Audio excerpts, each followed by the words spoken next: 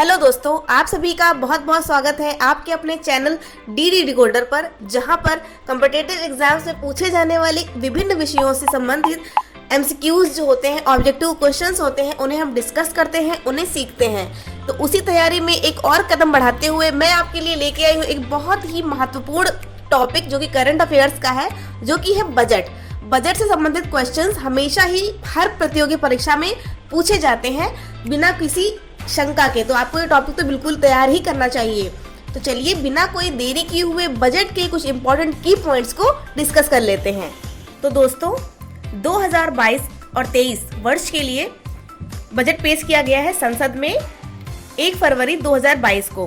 किसके द्वारा पेश किया गया है? माननीय वित्त मंत्री निर्मला सीतारमण जी के द्वारा। ठीक है, तो बजट होता क्या है पहले हमें ये जान लेना आवश्यक है। तो बजट जो होता है वो किसी निश्चित अवधि के लिए संभावित आय और व्यय का लेखा जोखा, ये होता है बजट हमारा। और एक चीज बहुत इंपॉर्टेंट है कि जो बजट होता है वो आने वाले वर्ष के लिए अर्थात 2022 और 23 के लिए होता है। तो कुछ हम इंपॉर्टेंट पॉइंट्स को डिस्कस कर लेंगे, जैसे कि एक होता है इकोनॉमिक सर्वे और एक होता है बजट। तो जैसे कि मैंने अभी बताया कि जो बजट होता है वो आने वाले वर्ष अर्थात 2022 और 23 के लिए होगा, और जो इकोनॉमिक सर्वे होता है वो पूर्व वर्ष का होता है। मतलब अगर 2022 का हम इकोनॉमिक सर्वे देखेंगे तो वर्ष 2021 और 22 उसका इकोनॉमिक सर्वे होगा। संविधान में कहीं भी बजट शब्द का प्रयोग नहीं हुआ है। जो भारतीय संविधान हमारा है वो दुनिया का सबसे बड़ा लिखित संविधान है, परंतु उस पूरे संविधान में कहीं भी बजट शब्द का प्रयोग नहीं हुआ है। तो किस शब्द का प्रयोग हुआ है? आर्टिकल 112 में वार्षिक वित्तीय विवरण कहा गया है। किसी भी बजट का प्रयोग नहीं किया गया है, उसको उसके स्थान पर वार्षिक वित्तीय विवरण कहा गया है। वार्षिक वित्तीय विवरण मतलब कि जो फाइनेंशियल ईयर होता है हमारा, तो उसका पूरा जो फाइनेंशियल विवरण होगा, जो लेखा जोखा होगा आय व्यय का, उसके बारे में चर्चा की गई है। ठीक है, भारत की पहली महिला वित्त मंत्री इंदिरा गांधी जी है, परंतु जो पूर्णकालिक वित्त मंत्री कहा जाएगा महिला में, कि पूर्णकालिक कौन सी ऐसी महिला है जो पूर्णकालिक वित्त मंत्री रही हैं, तो वो होंगी निर्मला सीतारमण जी। ठीक है, स्वतंत्र भारत का पहला बजट कब पेश किया गया? स्वतंत्र भारत का पहला बजट षणमुखम चेट्टी के द्वारा 26 नवंबर 1947 को पेश किया गया था। फाइनेंशियल ईयर 2021 और 22 का जो बजट था वो देश का पहला डिजिटल बजट था, पेपरलेस बजट था। और जो इस बार का बजट आया है 2022 और 23 का, वो सेकेंड डिजिटल बजट होगा। ये बहुत इंपॉर्टेंट पॉइंट है। अगला हम देखेंगे बजट के बारे में, 2022 और 23 जो बजट के बारे में जानेंगे। वर्ष 2022-23 को अगले 25 वर्षों के लिए अमृत काल की नींव कहा गया है। बजट 2022 और 23 के 4 प्रमुख स्तंभ हैं जिन पर ये पूरा बजट टिका हुआ है। कौन कौन से हैं वो? पहला है उत्पादकता, दूसरा हमारा होगा निवेश, तीसरा हमारा होगा जलवायु, और चौथा है पीएम गति शक्ति योजना। तो ये 4 हमारे प्रमुख स्तंभ हैं। अगला देखेंगे जो पीएम गति शक्ति योजना है उसके 4 पिलर्स हैं। वो कौन कौन से होंगे? सड़क, एयरपोर्ट, रेलवे, पब्लिक ट्रांसपोर्ट, जलमार्ग, पोर्ट्स यानी बंदरगाह, और लॉजिस्टिक इंफ्रास्ट्रक्चर। ठीक है, तो ये हमारे बहुत इंपॉर्टेंट है।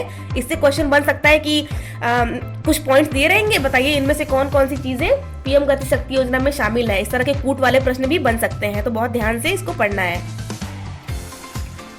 तो 5 रिवर लिंक प्रोजेक्ट है इस जो बजट आया है 2022-23 का, इसमें कि हम कुछ इंपॉर्टेंट जो पॉइंट्स दिए गए हैं, की पॉइंट्स, उनको डिस्कस करेंगे। तो उसमें एक है 5 रिवर लिंक प्रोजेक्ट, मतलब कुछ ऐसी नदियां हैं जिनको जोड़ा जाएगा आपस में। वो कौन कौन सी नदियां हैं?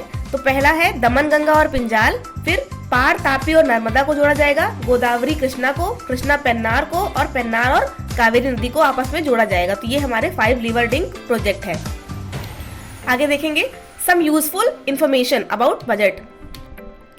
2030 तक 280 गीगावाट सोलर एनर्जी का लक्ष्य रखा गया है इस बजट में।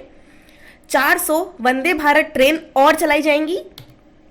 माइक्रो, स्मॉल और जो मीडियम स्तर के जो उद्योग हैं उनके लिए 5 लाख करोड़ रुपए निर्धारित किए गए हैं 2022 और 23 के बजट में।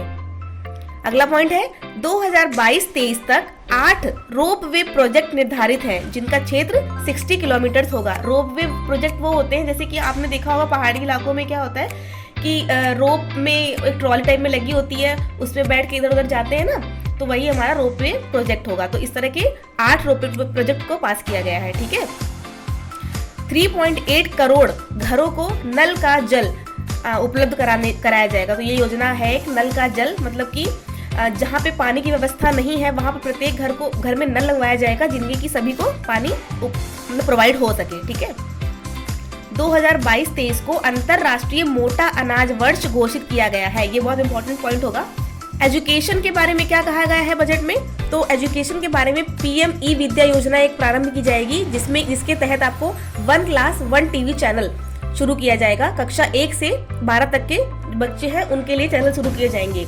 200 न्यू चैनल स्टार्ट किए जाएंगे जो कि क्षेत्रीय भाषाओं में होंगे, ताकि सभी बच्चों को क्षेत्रीय भाषाओं में शिक्षा प्रदान की जा सके।